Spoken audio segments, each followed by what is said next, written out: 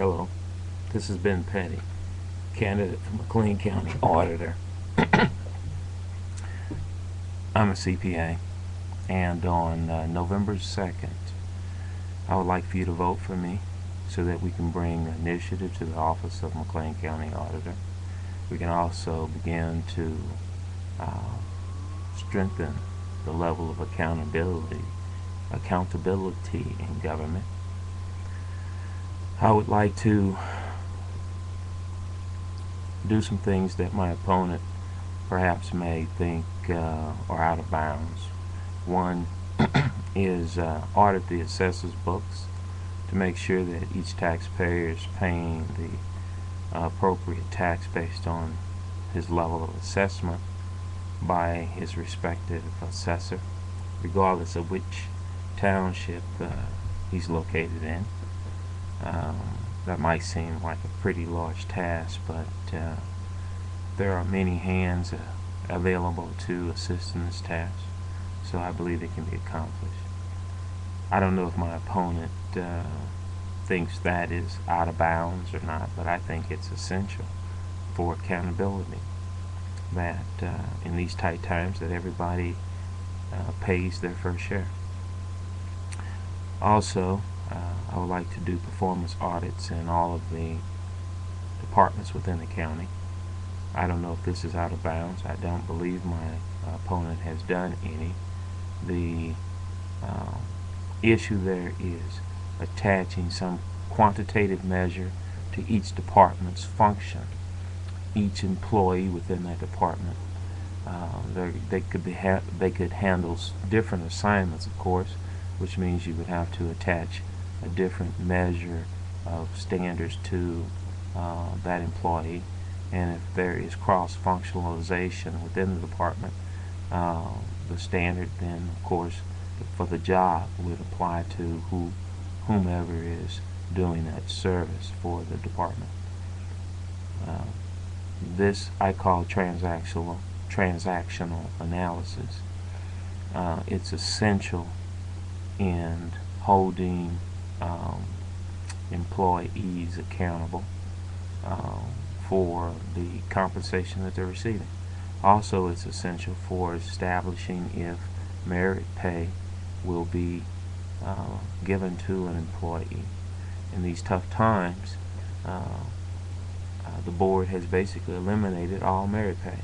I think that is not the right move to make, and I believe that will stagnate innovation and creativity across the board within all of the departments, because surely, and even though the task is one of compliance with laws and rules and regulations and procedures, we have to think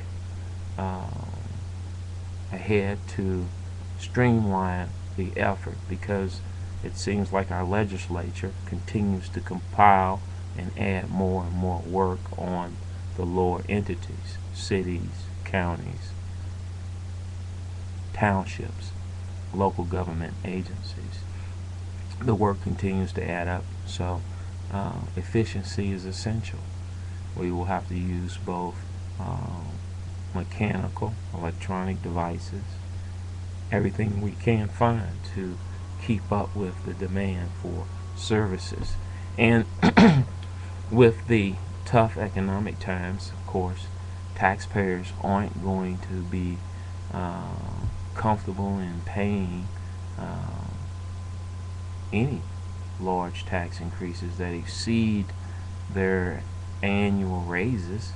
I mean, just to even think about asking for tax increases in the area of 5 to 6%, when most employees may not get a 1-2% raise. I mean, that's a difficult assignment. That's a difficult request, I think, and I don't know how long you'll be able to get away with it. That's why I believe we need someone that will be working for the little guy, the masses of people, and that's me. That's been Pettie, CPA. I'm hoping that on November the 11th you will cut that deck that the board has put in front of you. This analogy that I'm making is the board and the administration has put forth a candidate. I can't find much of anything about this candidate. And I know people move into communities all the time. I've been here 30 years, and a lot of people know me. A lot of people probably um, um, um, have mixed opinions about my abilities.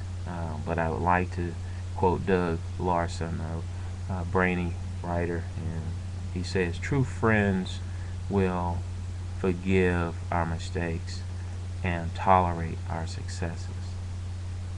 Of course, I want to be McLean County's friend, and I know I can't win this race without substantial support from the GOP in the county. And so, of course, I'm asking a lot of GOPs to consider the person, to consider that I've been in the community for 30 years, that I've been working alongside of you for 30 years, paying the taxes. And so I know what you're up against. I know that you need to make sure that you're getting good value for those dollars that are being spent, and that they should not be spent on sweetheart deals. And that's one of the things that I'm hoping to eliminate, those sweetheart deals. I have wrote articles to the Pantograph, and there has been no feedback or comments toward my claims that the $500,000 that they spent in excess of insurance reimbursements was okay. Of course it wasn't okay. They spent it because they felt like these improvements could be made to the building.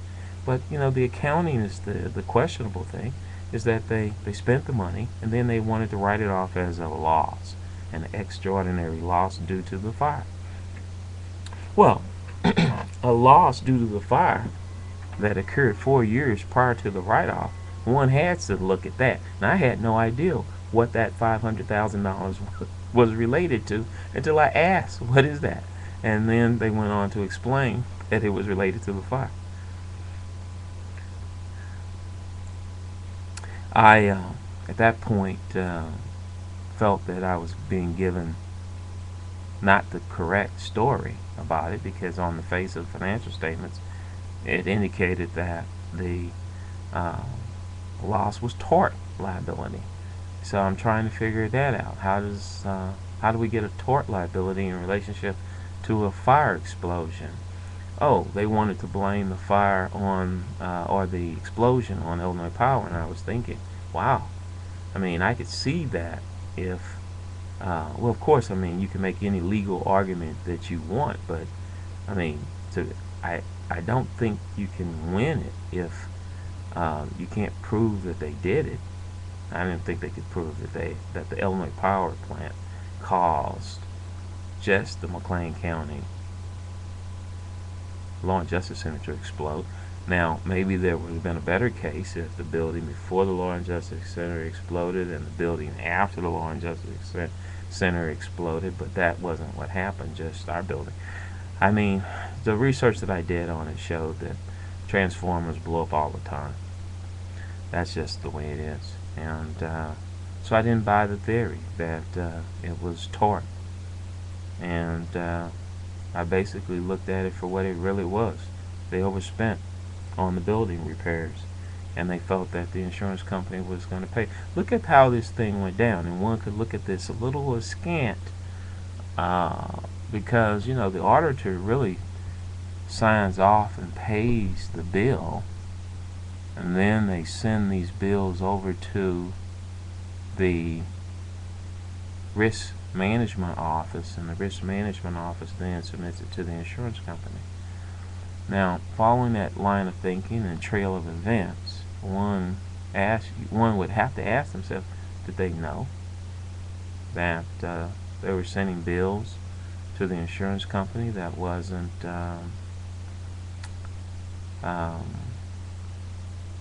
directly related to the damages? And how the insurance company would respond? Well, they responded by not paying them. That's how they responded. And thus they overspent, they miscalculated. And it just seems to me that that's just not the way you conduct business. Now we have a vendor out there that probably is looking askance on us, and on the way we conducted ourselves, and probably may hurt us in the future. But we got a subsequent insurance policy that sounds pretty good. The price seems real good. And that's just one issue. The other issue was the $13.6 million that the board essentially authorized. Now, to be fair, I believe the number was $10.4 million, but the state approved 13.6. Department of Transportation is ready to hand over 13.6 million. Now, getting the money out of the state may be a challenge, but the board is prepared to go ahead and spend its reserves on the expectation that the Transportation Department will reimburse the county for a study, I repeat, a study to improve traffic flow on the east side of town. They call it the East Side Highway study, an environmental study. I just got a fax the other day. It had 5 questions on it. It was a bizarre piece of paper because I'm wondering, what do I have to do with the study? Oh, maybe they were just sending it to me because they know I've questioned the study. I have it around here somewhere. Oh, here it is. Here it is. This is it. Let's hold it up here so you can read it. Hopefully you can see that. These are the people that sent it out. Okay. Here are the questions on it. Okay. They call it East Side Highway. You see that? Here it is. Okay. Now, they sent that to me, and I was reading over the questions, and for the life of me, I could not figure out why I got it, and I couldn't figure out what the questions on it, what were the questions intending to probe. And I don't use Towanda Barnes Road, and it just so happens that a person in the office near me happened to have been on Towanda Barnes Road today and said nobody was on that road. Nobody. And I'm like, wow, okay. I haven't been out on the road counting cars. I would assume that would have been done in study 1. This is the 3rd study. And so one questions the conservatism of spending $13.6 million. Now, I brought this issue up to our local state rep, Dan Brady, and he's a good guy. Dan has my opponent's yard sign in his yard, and I'm sure he's calling everybody he knows. He's a hell of a campaigner. I've been side by side with Dan campaigning on the campaign trail. Everywhere I showed up, he was there before me. I mean, the guy is he's a machine, and so I'm sure he's teaching her the ropes. He's got her out there in the county area trying to raise people's awareness of her. And I've been in the community over 30 years. I've been in McLean County over 30 years working, paying taxes. Okay. Granted, my opponent has gotten a job planned. I believe it was all planned. This is part of that deal that the board has put together. They got someone in there that would do the rubber stamping for them and not threaten the way they want to handle business. Of course, I want to hold them accountable. I'm not trying to threaten anything. I just want everybody to do what the statutes say, and everything will be fine. Let me do what the statutes say, and everything will be fine. That's pretty much the game. We're running out of time here, so I need to summarize quickly.